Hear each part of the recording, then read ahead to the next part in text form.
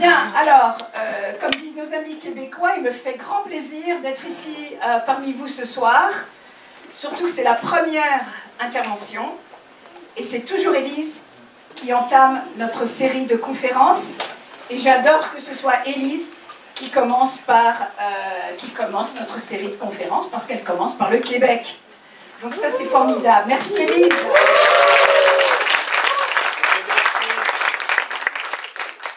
Élise est donc spécialiste du roman québécois selon une approche sociocritique et elle a été formée à l'université de Sherbrooke et à l'université du Québec à Montréal. Elle a publié une thèse de doctorat intitulée « Oser Eros, le roman québécois des origines à l'an 2000 », thèse qui explore la dimension érotique d'un vaste corpus d'une centaine de romans. Depuis, elle a publié des notices dans plusieurs revues, ainsi que dans le Dictionnaire des œuvres littéraires du Québec. L'Atlas littéraire du Québec et je dois le dire en anglais. Et l'Encyclopedia of Erotic Literature. N'est-ce pas, hein? Ouais, je n'ai pas fait l'école d'anglais, mais 40 ans aux États-Unis, ça aide.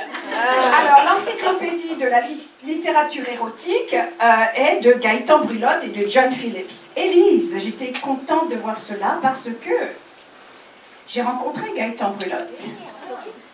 Non. Je ne sais plus. À plusieurs reprises au congrès annuel du CIEF, Congrès international d'études francophones, auquel j'allais tous les ans, dans les années 90 et dans les années 2000. Et je connaissais très très bien John Phillips, qui est anglais, et qui m'avait demandé d'ailleurs de collaborer à cette encyclopédie de la littérature érotique, mais je n'étudiais pas la littérature érotique. J'aurais pu trouver, mais c'était un peu compliqué à l'époque. Élise tu vois, je m'embrouille, hein.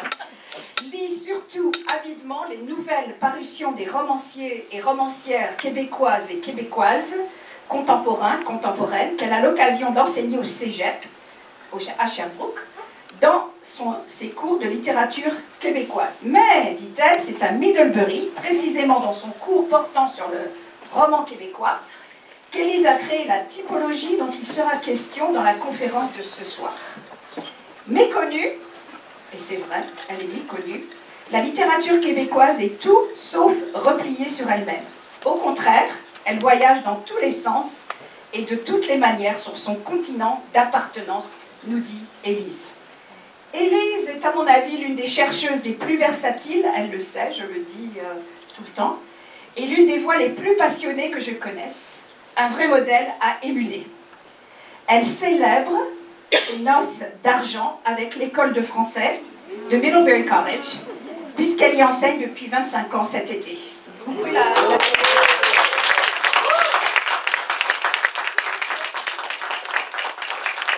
Tu n'es pas obligé de mettre ça dans ton introduction, mais je vais le dire quand même.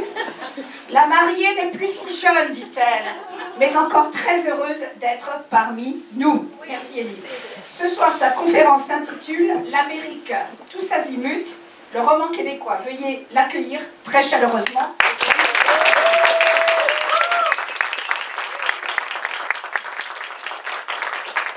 Je suis ravie parce que j'ai des voisins assis à côté de moi. Merci. Je ne suis plus seule.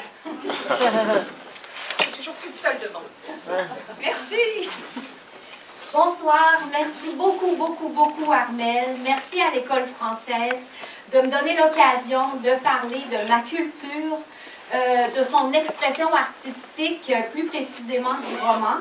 Parce qu'effectivement, le Québec est une culture francophone. Chez nous, on utilise l'adjectif française parce qu'on s'associe à la langue, pas nécessairement à la nation. Donc, on dit, nous, au Québec, moi, je suis française, toi, tu es anglais, mais on est tous les deux à Montréal, par exemple. C'est selon la langue qu'on parle, qu'on se désigne.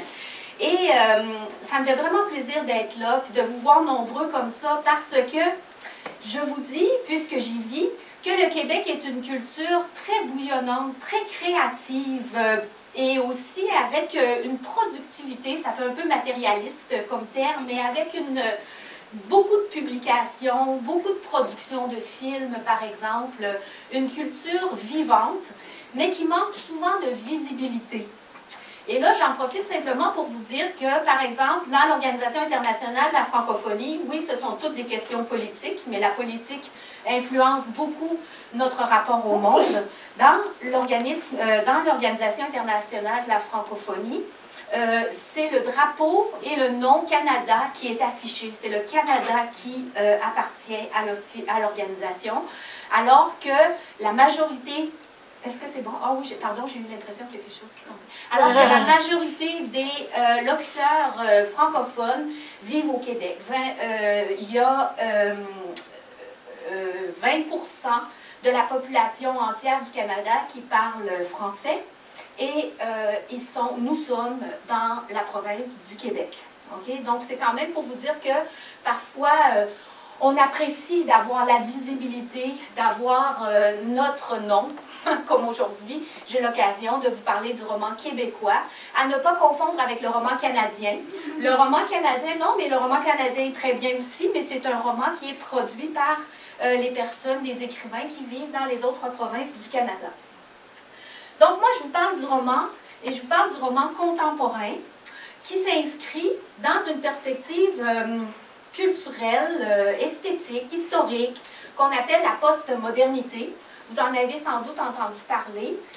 C'est un Français, Jean-François Lyotard, qui est venu au Québec en 1979 et qui a travaillé, qui a étudié à l'école politique de l'UQAM, l'Université du Québec à Montréal, qui a observé la situation en Amérique et qui s'est rendu compte que la vie avait changé, que l'on n'était plus en modernité, mais qu'on était passé à autre chose. Et quand on ne sait pas très bien comment nommer l'autre chose, on dit que c'est après, donc post-modernité.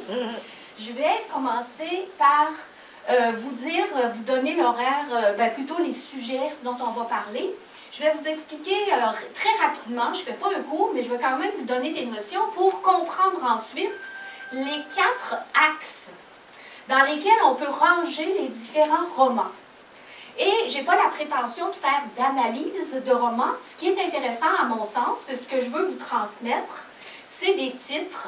Ce sont des problématiques ou des questions. Ça fait un peu technique comme langage quand on parle d'un art, parce qu'il ne faut pas oublier que la littérature, c'est un art.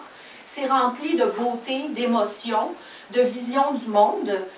Mais on peut, et que justement, on peut catégoriser malgré tout les perceptions transmises par la littérature en fonction de ces 4 axes que je vous ai inscrits après la postmodernité.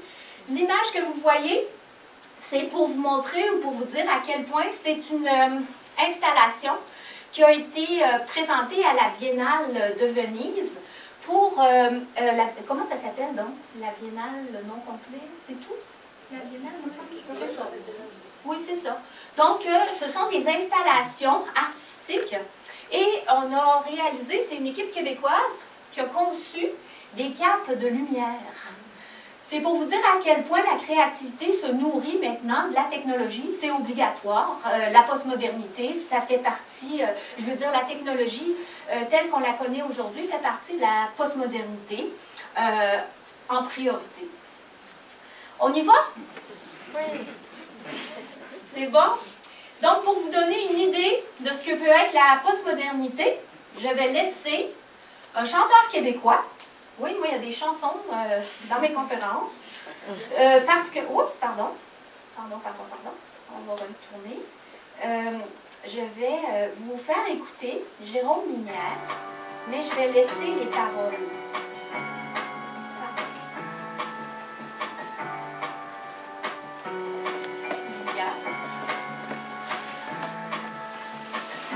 Télécharger des milliers de chansons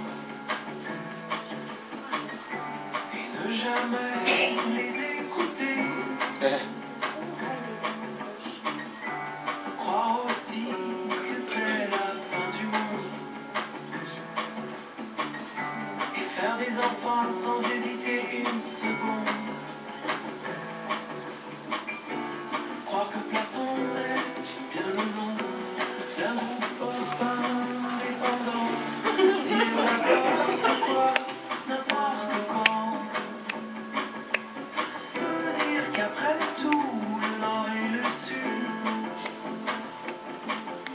c'est la même chose qu'indiquer une direction, c'est indiscriminer une autre. Que ce serait bien injuste de faire du tort au sud. Faire une télé-réalité sur le design de taille de guerre. Se faire pousser la moustache d'hiver en pensant que c'est celle de Chaplin. Pianoter et jouer du bac sur l'écran de son téléphone. Acheter quelque chose de gratuit. L'acheter même si on vous l'offre.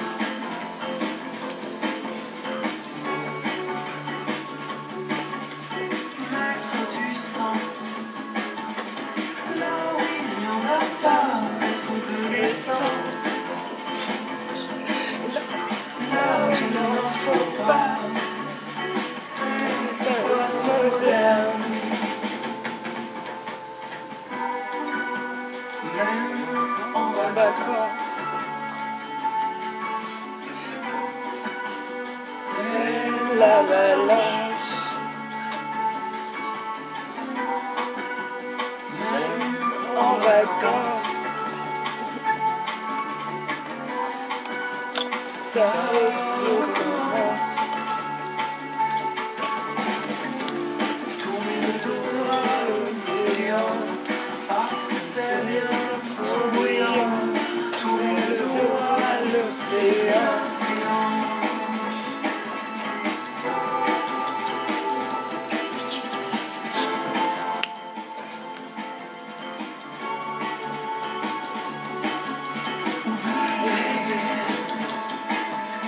De rester sans mots parce que c'est beau. Oublier, c'est postmoderne.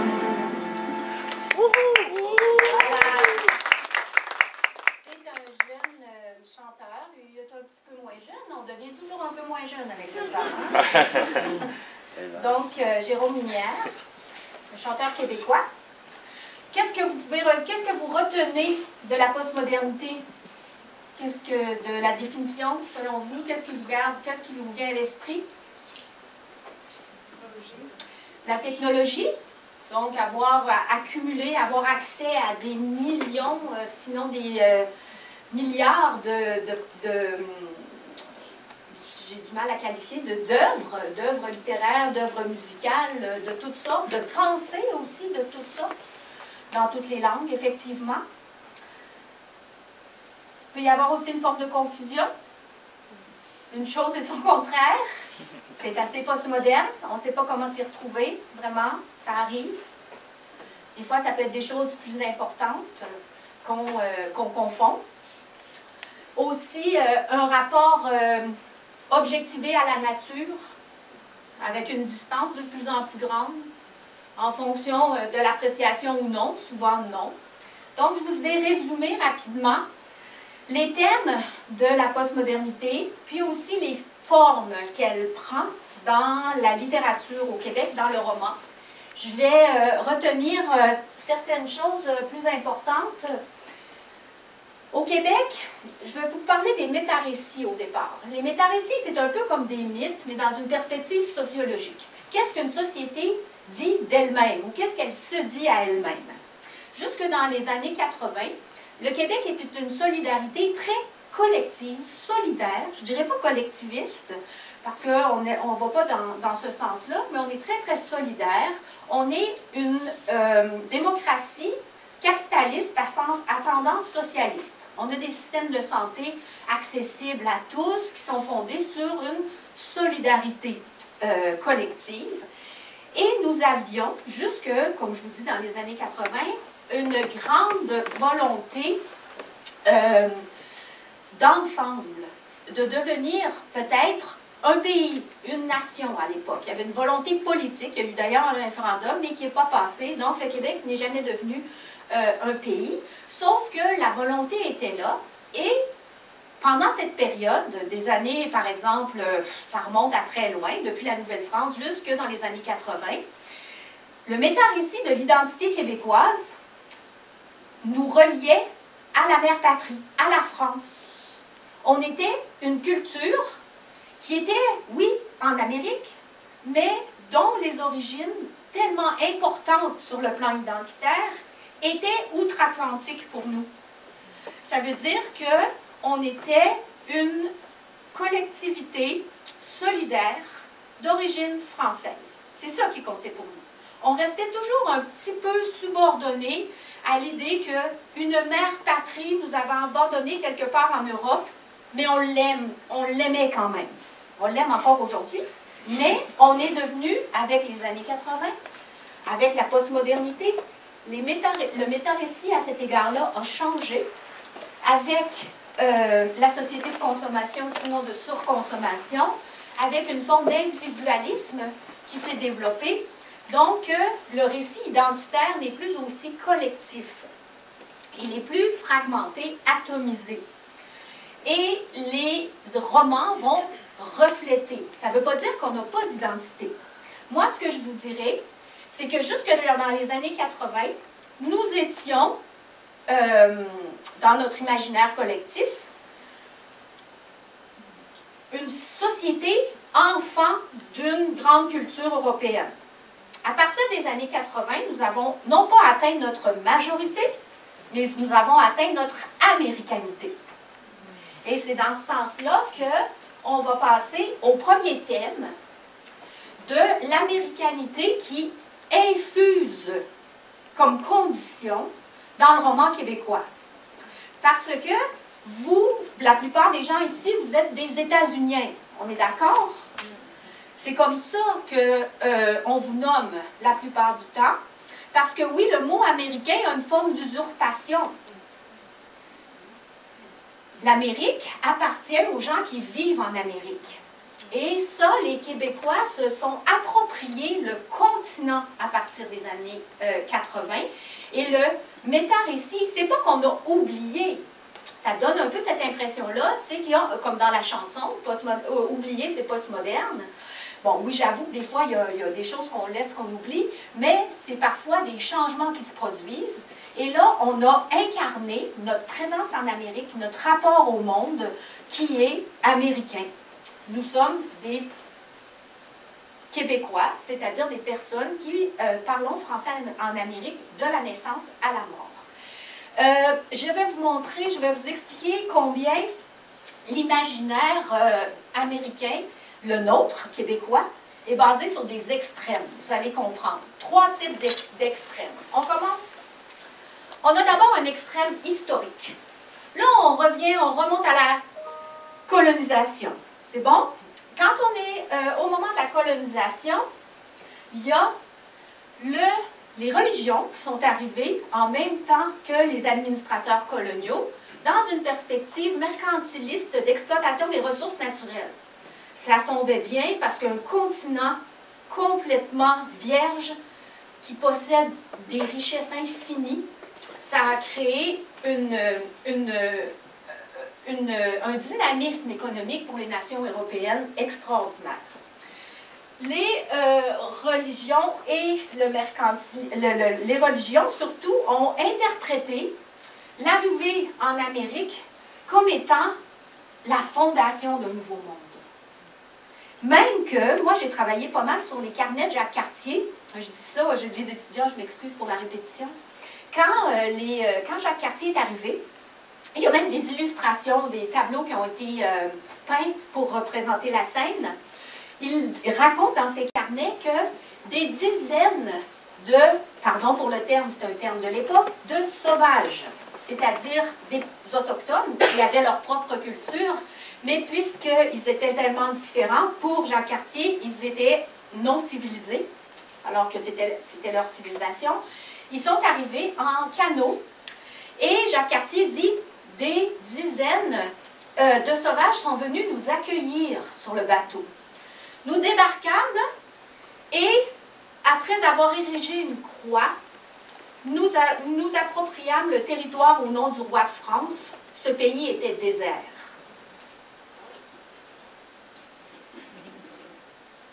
L'esprit humain est très fort pour des contradictions. Hein? C'était très possible pour lui de ne pas considérer les êtres humains qui étaient devant lui parce qu'il ne partageait pas la culture et il imposait, selon sa vision des choses, la force de sa technologie, de son bateau, des vêtements, de sa culture et surtout la croyance en un Dieu. Ensuite, donc là, on a l'impression, les protestants ont fait la même chose. Hein? Les protestants aussi ont vraiment eu l'impression de créer un nouveau monde en ayant les ressources pour l'éternité, pour accomplir la grande destinée de l'Amérique. Et ensuite, dans l'autre sens, j'ai voulu se faire rassembler les deux perspectives.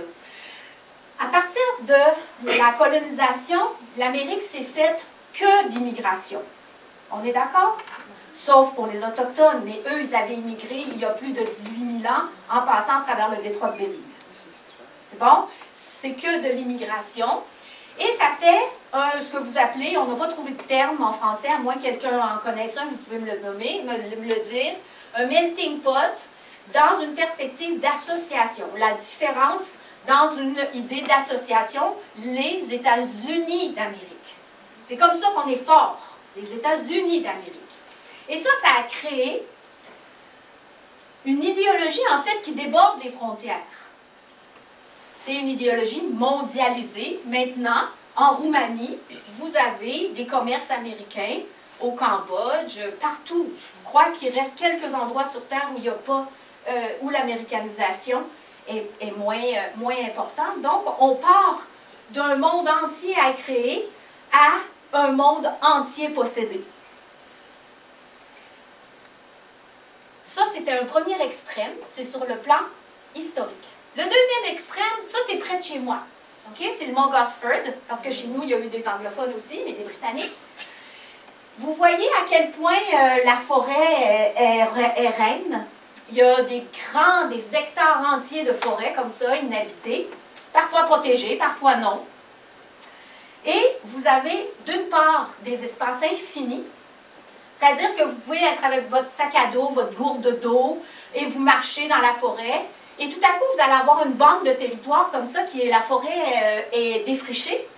Qu'est-ce que c'est? La frontière américaine. Ça aussi, c'est un autre extrême. Aujourd'hui, dans les derniers mois, on a pris conscience qu'il y avait une frontière davantage qu'avant. Maintenant, un autre extrême, celui-là est climatique, vous le voyez bien. Ici, c'est une rue de Montréal. Ça, là, c'est l'enfer, OK? Je vais vous dire ça, là.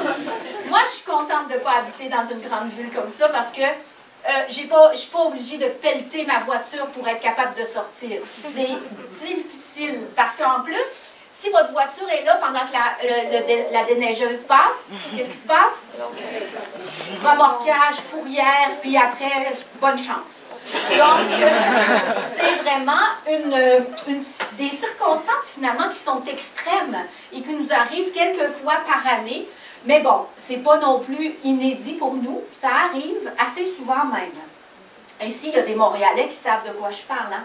Tous les Montréalais des Montréalais avec des voitures, là, on est aussi bien en métro dans ce temps-là. Puis ensuite, ben, sur le même continent, avec, vous savez qu'on n'a pas d'océan à franchir, on peut se rendre en Californie, vous l'avez reconnu? On la nomme en français la vallée de la mort. OK? Donc, où est-ce qu'on peut avoir jusqu'à 50 degrés Celsius de chaleur, et effectivement, elle porte bien son nom. Ce qui fait en sorte que les romans vont tenir en compte les extrêmes comme ça, de toutes sortes, de toute nature. Pour vous donner le premier exemple, je vais vous parler de Volkswagen Blues de Jacques Poulain, qui est un roman qui a été écrit en 1984. et qui raconte l'histoire de Jack Waterman. OK? Donc déjà, on a un rapport qui n'est pas de l'autofiction, mais qui est un jeu onomastique avec le nom de l'auteur et Jack, qui est américain. Jacques, Jack. OK? Une double identité. Ensuite, Jack Waterman. Est-ce que quelqu'un sait ce que c'est? Qu'est-ce que... Bon, Waterman, oui, homme d'eau, on peut dire, mais qu'est-ce qu'on connaît qui porte le nom de Waterman? Oui, des plumes. Des plumes. Avec des plumes, on écrit. Quand on écrit, on voyage. Donc, il y a toute cette perspective-là qui est mise en jeu, qui est en jeu dans le roman, alors que Jack Waterman conduit un Vaux, comme celui de Sheila, un beau Vaux comme ça, et qui fait un parcours avec Pitsimine. Vous voyez Pitsimine? C'est une autochtone. Là, je suis désolée, je ne me souviens plus si le roman nomme sa culture d'appartenance, mais c'est une autochtone qu'il rencontre dans la ville de Québec parce que lui, il part de Gaspé, de la Gaspésie, exactement où Jacques Cartier est arrivé à son premier voyage. Il part de la Gaspésie, il arrête à Québec, et là, il rencontre Pitsimine, et elle monte avec lui pour aller faire toute la route, la piste de l'Oregon, pour se rendre jusqu'à San Francisco. Oh, OK. Pour se rendre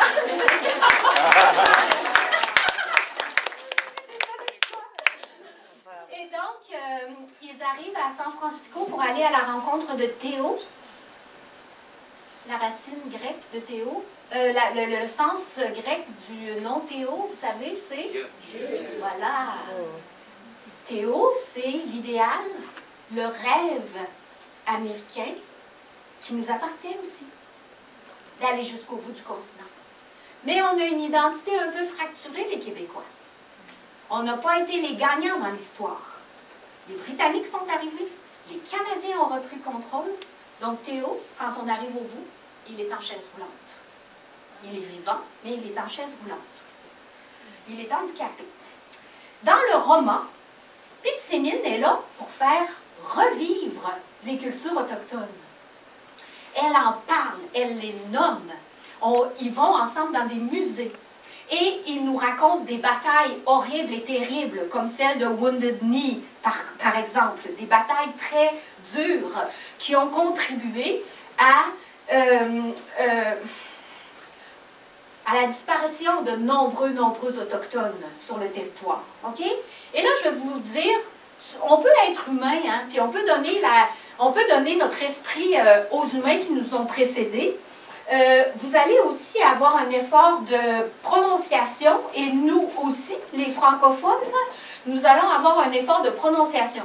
Je me la donne facile pour commencer. La carte, parce qu'ils suivent la carte pour se promener. Et là, ils nous donnent des noms de cultures, de clans, de tribus autochtones. On les nomme ensemble, les Cris, les Montagnais, les Iroquois, les Sioux, les Cheyennes, les Comanches, les Apaches, et là. Mais également, une quantité de noms dont il n'avait jamais entendu parler de toute sa vie. Et nous, on en entend parler aujourd'hui, et en les nommant, on leur accorde l'existence. On est prêt? Il faut aller lentement. On est prêt, on y va. 1, 2, 3. Chastacosa, Schumann, Miluk, Wako, Karamkawan, Timuquan, les Pocatanos, Yushi, Kouaoutlekan, Pascagoula, Tinamouk, Maïdous, Pospatouk, Alceas, Chapachas, Soukanas, Kalusas. Bravo! On ne les connaissait pas, on les connaît maintenant. OK? Ça fait justement le méta-récit historique avait nié le méta-récit traditionnel de la postmodernité, racontait la victoire des eurodescendants sur les cultures autochtones. Bien, le méta-récit postmoderne va remettre au jour la présence et l'existence de ceux qui avaient aussi été éradiqués dans la culture historique. Ensuite, tiens, le même chemin, le même espace de l'est à l'ouest. Cette fois-ci, c'est les pionniers. Vous avez tous appris ça à l'école? Oui? Oui? Donc là, on voit comment, différemment des Amérindiens, des Autochtones qui se promenaient en file dans le paysage, sur le territoire, ici, on voit comment le passage, ça aussi c'est mythique, hein? Les pionniers qui ont traversé l'Amérique pour se rendre dans l'Ouest. La traversée était très, très difficile avec, comme on le voit là, ou comme on le lit aussi, la poussière, le manque d'eau, les conditions très, très arides et souvent hostiles. Deuxième passage de l'Amérique. Deuxième trajet humain. Le troisième, vous le connaissez aussi. Sur la route. C'est comme ça que c'est traduit. Sur la route de Jack Kerouac. Jack Kerouac est né à Lowell, Massachusetts, de parents canadiens-français à l'époque, donc québécois. Jack Kerouac parlait français jusqu'à ses 6 ans. Il parlait très très bien français, avec mon accent. Et il a écrit le roman fondateur de la Beat Generation, précédant les années 60, le mouvement hippie, la découverte du monde, l'usage des drogues pour augmenter la perception du monde. Et là, vous avez l'utilisation, comme chez Jacques Poulain, de l'écriture comme un mode d'exploration du monde. On peut voyager dans l'espace, mais on peut écrire pour voyager dans l'esprit aussi. Donc, le roman fait une boucle entre le mouvement dans l'espace et le mouvement de l'écriture elle-même. Et donc, la route a remplacé l'ancien trail, qui lui avait, sentier, qui lui avait remplacé le passage ou la vie, parce que les Autochtones n'ont pas nécessairement, ils ont inévitablement traversé le territoire, mais ce qu'on sait moins, c'est qu'ils l'ont traversé d'ouest en est, parce qu'ils sont passés de la Béringie, de la Russie, à l'Alaska, donc ils sont arrivés dans l'autre sens. Et ils ont vécu pendant des millénaires sur le continent américain. Bon, maintenant, on va arriver au Québec. Là, on a parlé d'un roman québécois. Maintenant, je vous donne des titres de romans avec des endroits où il se passe sur le continent. On commence. Je ne vous donnerai pas d'histoire. Là, maintenant, peut-être que vous pourrez consulter le PowerPoint. Ça va me faire plaisir de le rendre disponible. Vous avez une histoire américaine de Jacques Godbout qui se passe à New York. Vous avez les livres de Guillaume Vigneault, Carnet de naufrage qui se passe près de Boston, et Chercher le vent qui se passe en Louisiane. Vous avez Marie-Claire Brelet qui a fait une fresque extraordinaire de 11 romans. Elle, là, elle a... Enfin, je ne sais pas si j'ai le droit de dire ça, surtout devant les Français, mais question longueur de phrase, elle a mouché Proust. J'ai jamais vu, mais je les ai lus, mais c'est épatant parce qu'elle réussit. Dans le premier, dans Soif, moi je les comptais, j'ai trouvé 4 points finaux sur des romans de 400 pages, 400, 450 pages. C'est quelque chose. Il y a des points-virgules, il y a toutes sortes de choses, mais il y a du souffle.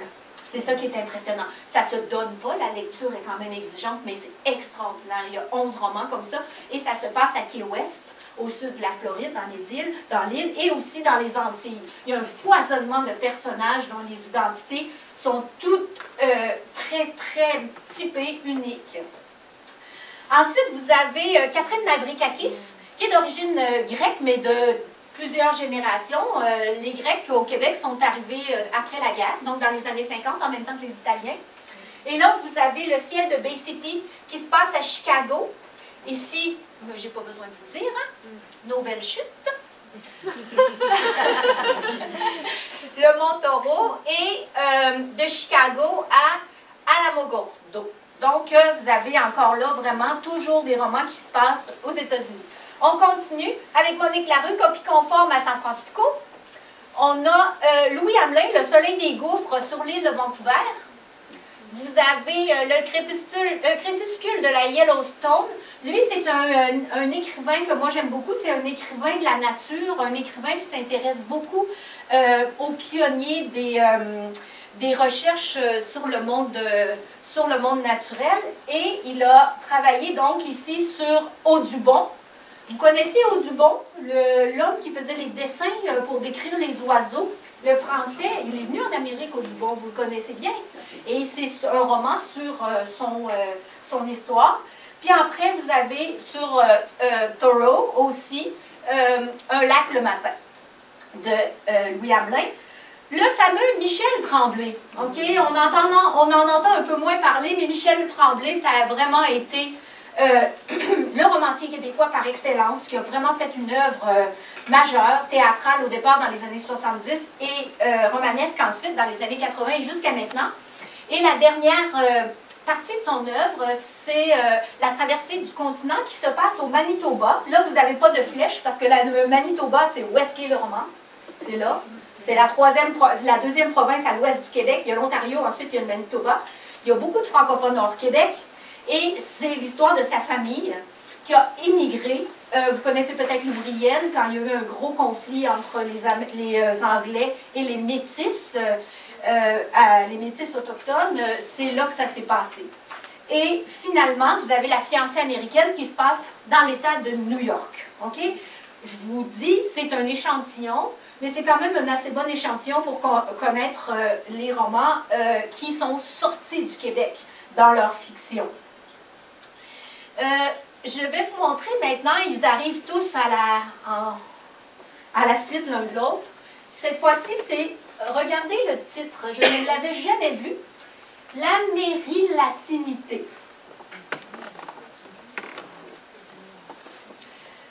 Vous le savez qu'on se promène, hein? En ce moment, là, il y a beaucoup de personnes de l'Amérique du Sud ou de l'Amérique centrale qui remontent en marchant. Le continent se marche. Ce n'est pas un conseil à donner parce que le passage est difficile à beaucoup d'endroits. Il y a des endroits très, très dangereux. Mais l'imaginaire, lui, voyage sans souci, sans limite, sans frontières. Donc, vous avez la conjuration des bâtards qui se passe au Mexique. Ensuite, vous avez ici Soudain le Minotaure qui est extraordinaire, qui se passe au Guatemala. Lui aussi, celui-ci, je ne l'ai pas lu, il se passe au Mexique, on pourra voir. Ça, c'est très bon, ça se passe en Argentine et ça parle d'Eva Perón. Donc, le monde nous appartient, le monde d'Amérique du Sud nous est offert dans notre littérature maintenant, par les écrivains. Même chose pour Nikolsky, qui est fabuleux. Nikolsky qui fait une mise en abîme avec les grands thons, vous savez, le poisson, les thons. Le poisson peut rester tout petit, à ce moment-là, il va rester en banc de poisson, il va rester assez stable dans l'océan. Mais il y a toujours un ou deux poissons, des thons, qui deviennent immenses. Et ces thons-là, eux, ils vont voyager du nord au sud de l'Amérique, dans l'Atlantique. Et dans Nikolsky, il fait voyager ses personnages du Venezuela au Grand Nord québécois. Et ils redescendent et ils remontent comme ça les personnages. Vous voyez? Et là, on va sortir encore. Oh, il m'a manqué une page. Non, c'est pas ça. Excusez-moi, je m'attendais à autre chose, mais c'est bon.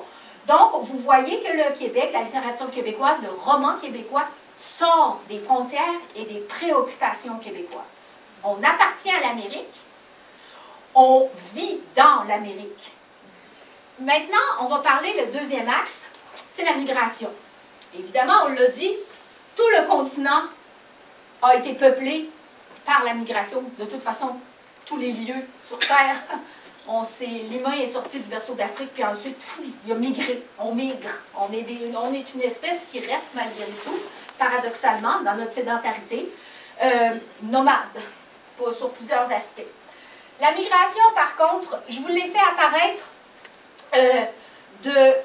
d'ouest en est, parce que c'est comme ça qu'elle se produit. La majorité des gens, c'est très souvent sud-nord, mais chez nous, d'où on est placé, c'est beaucoup aussi d'est en ouest. Dans les préoccupations des romans qui vont traiter de la migration, on a les caractéristiques suivantes. Souvent, on fait des reproches aux immigrants pour toutes sortes de raisons. en oubliant que l'immigrant vit des sacrifices immenses dans son passage vers un autre endroit qui est souvent un exil. Et derrière, on peut voir dans les romans la douleur, la souffrance qui peut se produire dans l'esprit d'un immigrant qui est ailleurs et qui est toujours dans son esprit en distance d'un monde d'origine. Je ne sais pas s'il y en a dont c'est le cas parmi vous, il y a des personnes qui calculent constamment le décalage horaire avec leur pays d'origine. Ça fait partie de leur activité intellectuelle puisqu'ils repensent à leur pays d'origine. Maintenant, l'arrivée. Désolée, l'animation, cette fois-là, on ne peut pas l'applaudir hein, parce qu'elle n'a pas été parfaite. Donc, l'arrivée dans le pays d'accueil, ben, on voit à la fois une grande attirance. Il y a des choses qui sont extraordinaires, mais il y a des choses qui peuvent paraître, au contraire, dégoûtantes. Nous, là, moi la première, je suis friande de poutine. J'adore la poutine. Je suis née dans une poutine. Mais quand on regarde l'allure, là, avec des yeux qui ne sont pas les miens, là, parce que moi... Mais quand on regarde vraiment l'allure, la disposition de ce ragoût de frites, on ne peut pas trop discerner ce qu'il y a dedans. On peut comprendre que ce n'est pas du goût de tout le monde. Hein? Bon, donc c'est ça. Il y a plusieurs situations comme ça où le pays d'accueil n'est pas simplement un paradis à enfin trouver, loin de là. Le sentiment d'étrangeté, mais aussi le sentiment de découverte. Je vais vous présenter des écrivains migrants. C'est des écrivains qui sont venus s'installer au Québec et qui nous ont fait la grâce de leur création, de leur monde imaginaire.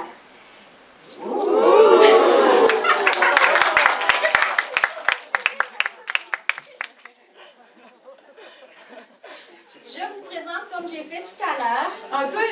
Aujourd'hui, je fais comme un peu un entomologue qui présente des insectes. Là. On nomme l'insecte. Je ne peux pas vous donner à chaque fois son mode de reproduction, son habitat, son aire de vie. Mais je vous nomme quand même des romans en vous expliquant rapidement à quelle culture ils sont reliés. Mais sachez que ces romans sont des romans québécois. C'est bon? On commence. Donc, on a la québécoite. La québécoite. Qu'est-ce qui cloche? Le titre. En fait, la québécoite, ça cloche. On pourrait faire rimer ça avec elle boite. Elle boite, la québécoite.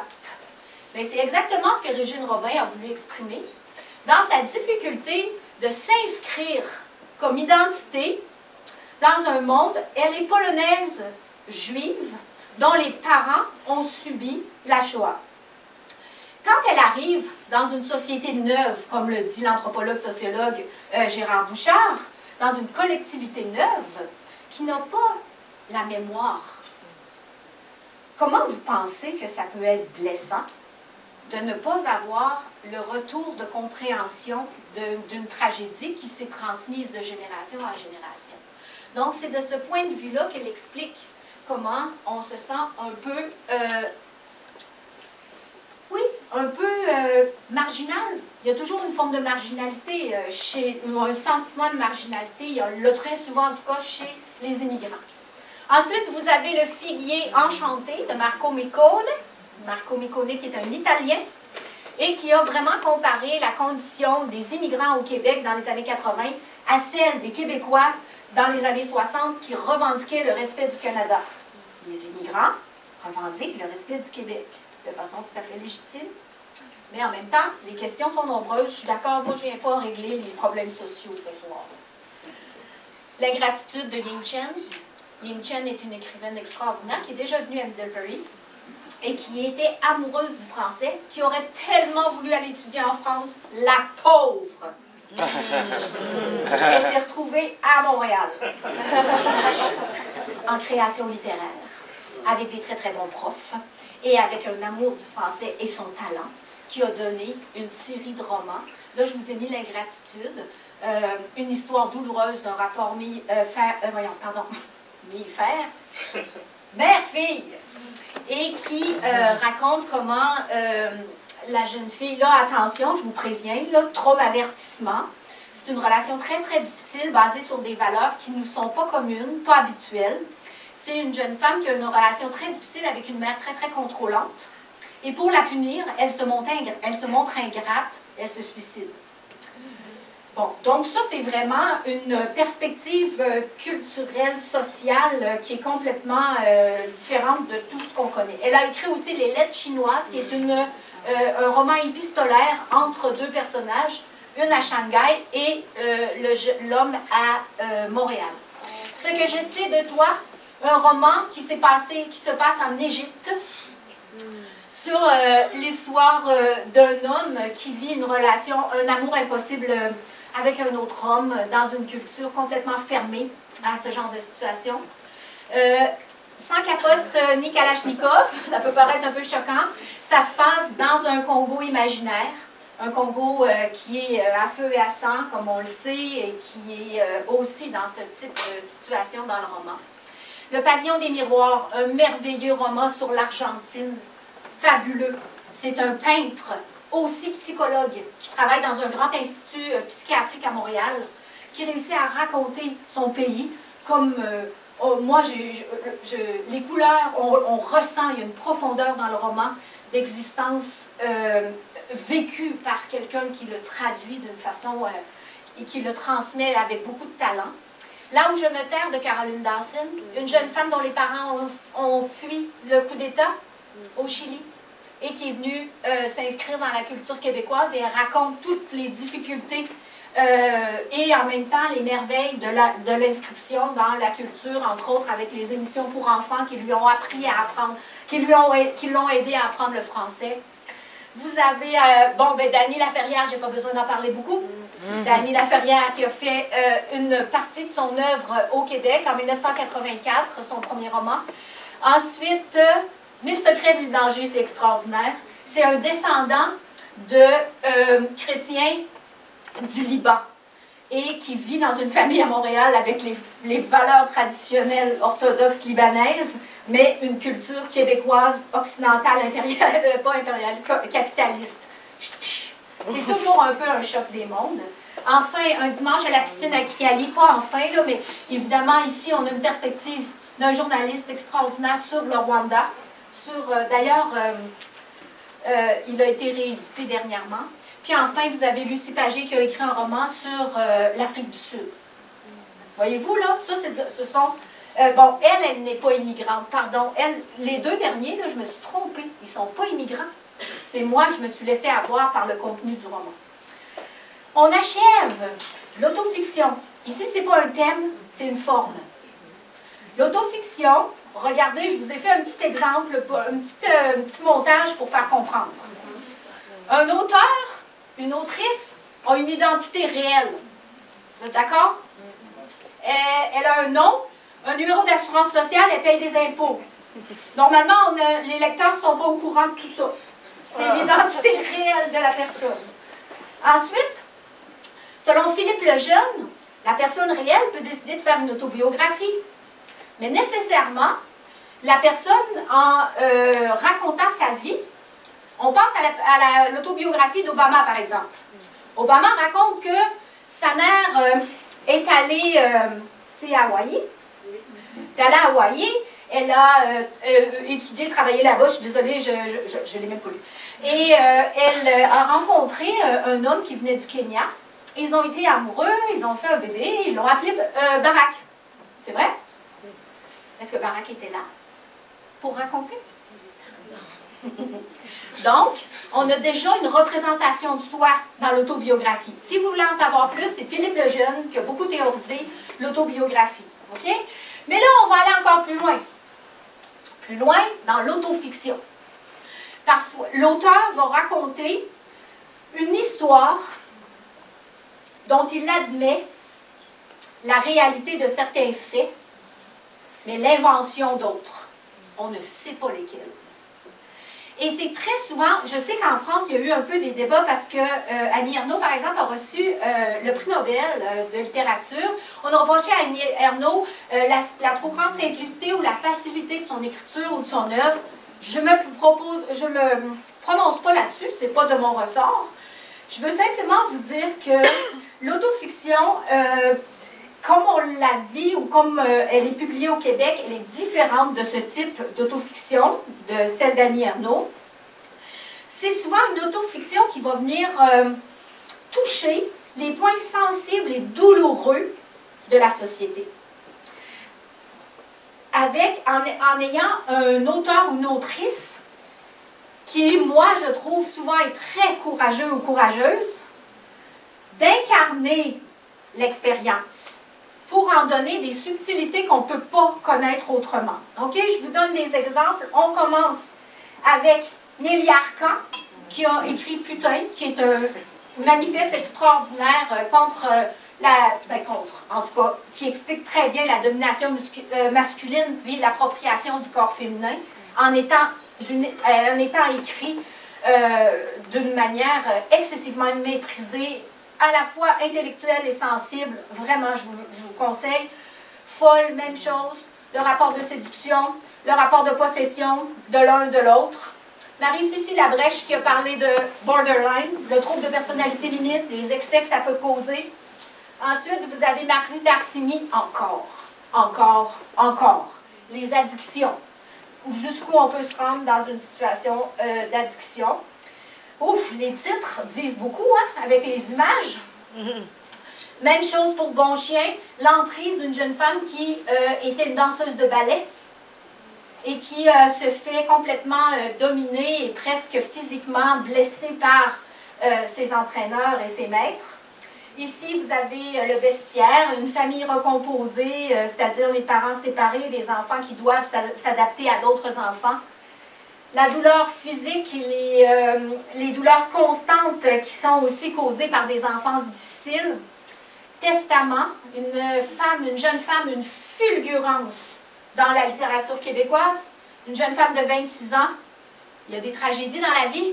Atteinte d'un cancer du cerveau, qui est décédée à l'âge de 27 ou 28 ans et qui a publié un roman qui porte un titre éloquent, qui est très bon aussi. La fille d'elle-même, Thomas. C'est Thomas qui l'a lu l'année dernière dans ma classe, qui raconte, c'est vrai, c'est ça, hein, la transsexualité, les abus sexuels dans Mélasse de fantaisie et enfin la pauvreté. OK? Je vous donne tout ça, là, ceux-là, je les ai tous lus, OK? Et ils sont très bons. C'est bon, c'est des romans intéressants. C'est pas du nombrilisme. Il ne faut pas voir ça comme ça du tout, du tout. Il y a énormément d'actions, d'événements, de situations qui se produisent. On achève. On est presque rendu. C'est le Nord, le dernier thème. C'est un Nord qui se décline en 3 façons. Le Nord est très, très présent dans les romans québécois. Là, il fait chaud, là. J'aimerais bien être encore plus au Nord. Hein? Vous savez que le Nord, aux États-Unis, vous avez, le Nord, c'est ici. Ouais? Vous nous avez sur la tête. Hein? Pas nous. On n'a personne sur notre tête. Donc, ça crée un effet d'infini. Et c'est pour ça que je l'ai nommé comme ça. Le Nord infini. Et enfin, je vous dirais, parce que ce sont... le Nord infini, il est autant l'hiver que l'été. Hein? Il est autant aussi infini. Et donc, je vous présente des romans, ce sont les romans autochtones. Enfin, les Autochtones sont intégrés dans la culture, dans la littérature québécoise. Et eux, leur mode de vie, il est infini. Il est cyclique. Nous, on a une conception linéaire du monde. On naît, on vit, on meurt. Dans la perspective autochtone, le monde tourne en rond indéfiniment selon les territoires de chasse, selon les tâches à accomplir pour assurer la survie des cultures. Toujours Michel Jean, ensuite Kwesipan, Naomi Fontaine, elle en a fait 2, si jamais ça vous intéresse, ce sont des très bons romans. Et c'est nouveau. La littérature autochtone, elle est nouvelle au Québec. Maintenant, vous avez un Nord qu'on appelle intime. Le Nord intime, c'est le rapport au Nord d'écrivains souvent eurodescendants ou qui vivent dans le Sud. Parce que nous, chez nous, Montréal, c'est le Sud. OK? Donc, vous avez Alice Nord qui raconte l'histoire d'une chirurgienne inuite, amoureuse d'un artiste, d'un peintre québécois, mais qui vit à Brooklyn. 2 mondes différents, hein?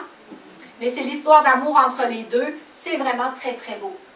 Ensuite, vous avez Borealeum Tremens. Donc, il y a beaucoup d'histoires d'enfermement avec le Nord. Vous avez aussi le poids de la neige. Les deux sont un peu pareils. C'est des dystopies nordiques dans lesquelles la neige nous envahit. Là, on a vu tristement ce qui s'est passé au Texas dernièrement, quand la nature se fait envahissante.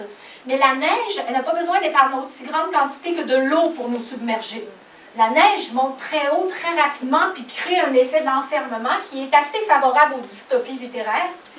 Puis ensuite, vous avez Nirlith, qui est l'histoire d'une infirmière qui travaille avec des autochtones du Nord. Donc, ce sont des histoires personnelles, intimes, en relation avec le Nord.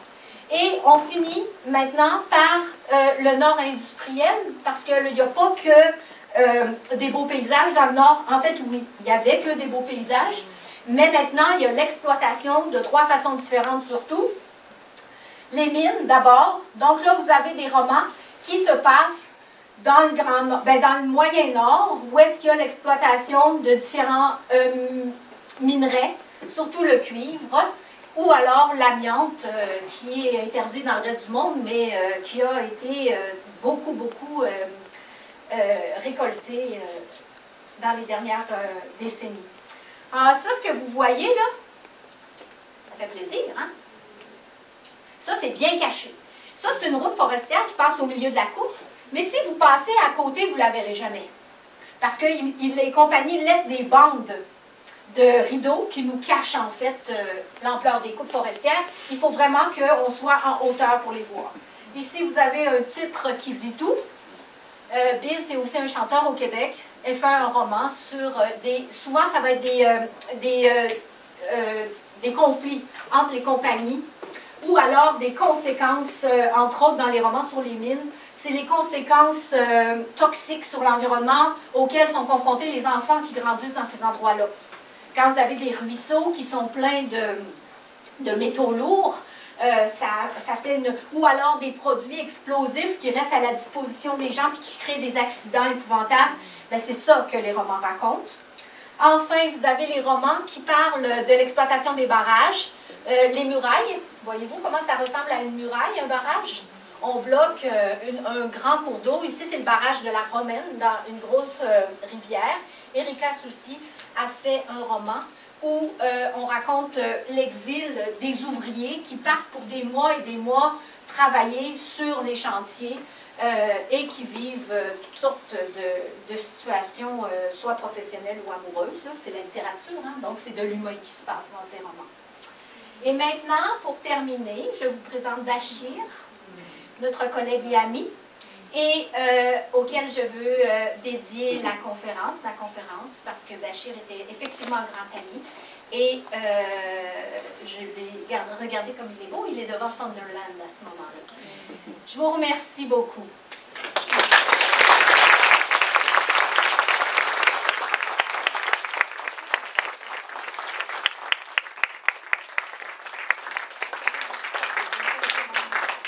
Alors, merci Élise, c'était passionnant.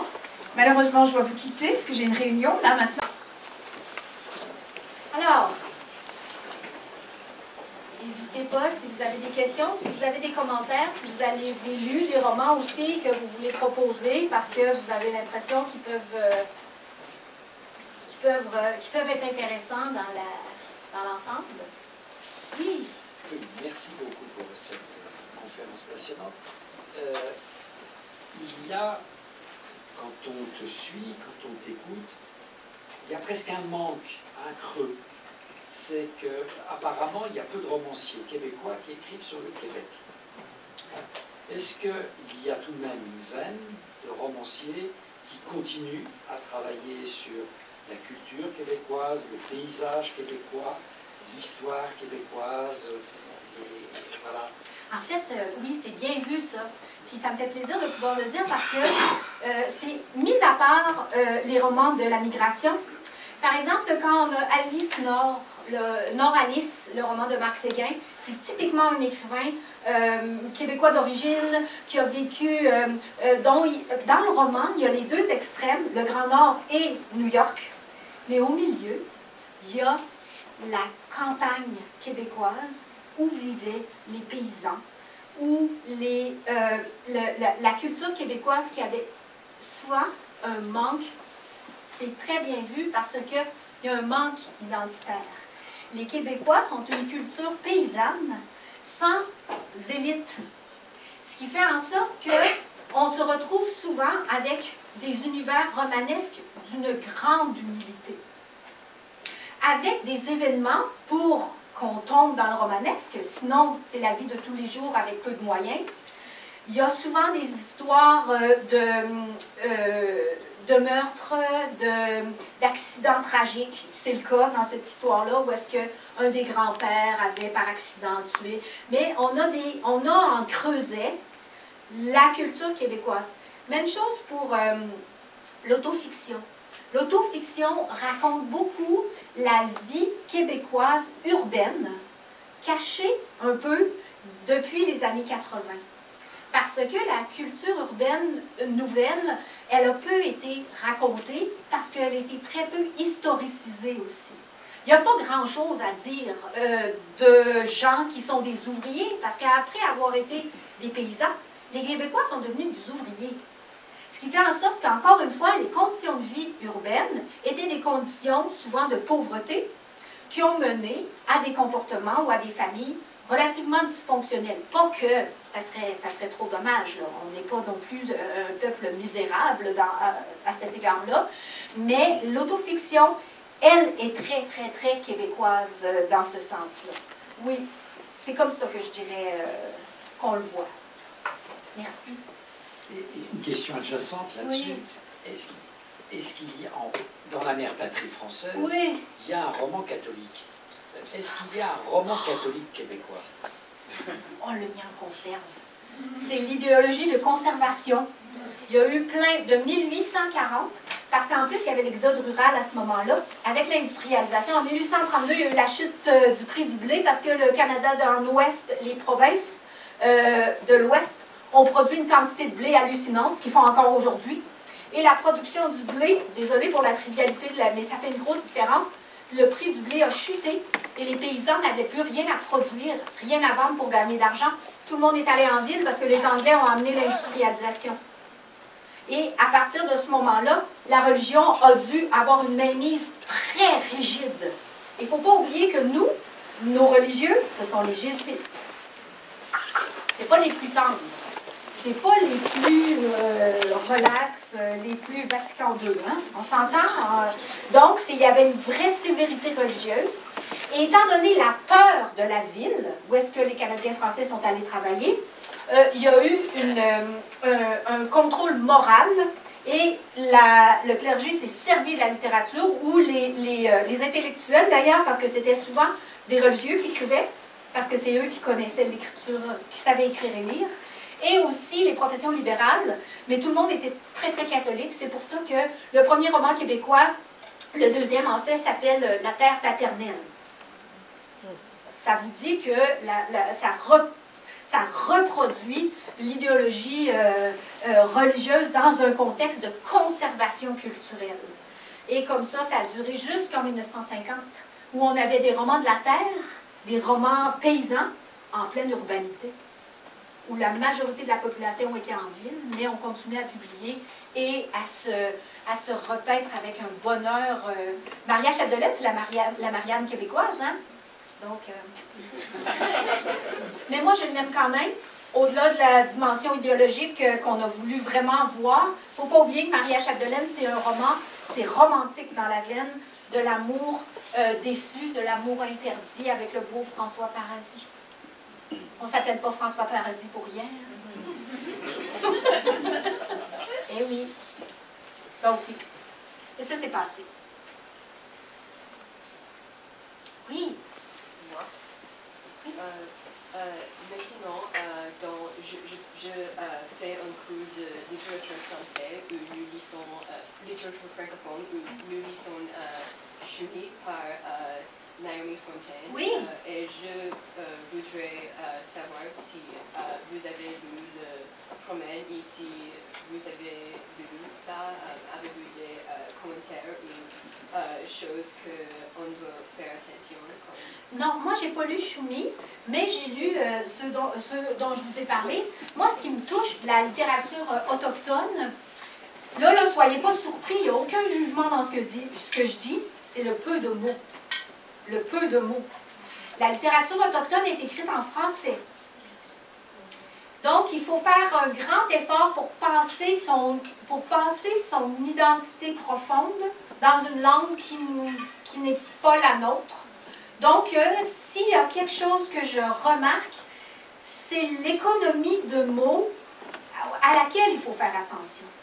Justement, quels mots sont utilisés pour décrire quelle réalité, ça a une importance. Puis moi, je trouve ça touchant que les romans autochtones soient si concis. En fait, il y a quelque chose d'une grande douceur et d'une grande fragilité. Puis moi, ça m'étonne, puis ça me déçoit peut-être. Non, je ne sais pas s'il faut que j'ai un affect là-dessus, mais ça m'étonne que les Autochtones aient mis, ou que ça a été si long pour eux d'accéder à l'expression artistique. En fait, c'est ça que je dirais. Il faut les aborder avec une grande délicatesse. C'est ça ma vision.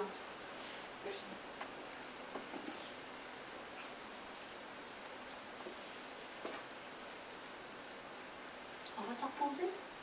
Vous êtes prêts à aller vous reposer? Hein? Moi, oui.